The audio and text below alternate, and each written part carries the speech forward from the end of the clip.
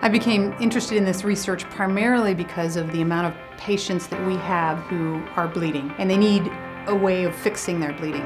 But I went to a conference and heard a military physician talking about the low availability of platelets for soldiers in the battlefield, and that made it clear to me that there was an open area for research where we really needed to see if we could figure out ways to make platelets available to all people. When we started this, we actually began working with the Community Blood Center of the Carolinas as they were able to provide platelets for us. And since they've done that, what we have done is stored platelets in room temperature and in cold. We've also given them an agent which is called cytochrome C. Cytochrome C helps the platelets make energy. We've stored them in those different ways, and as we've done that, we have found that if we store them in the cold, and even more if we store them in the cold with the cytochrome C, they last longer. The way this should translate to trauma patients is it should make more platelets available. If we can store them for 10 days or 2 weeks or maybe even a month eventually, instead of for 5 days, then it will make platelets available for all the trauma patients who are bleeding.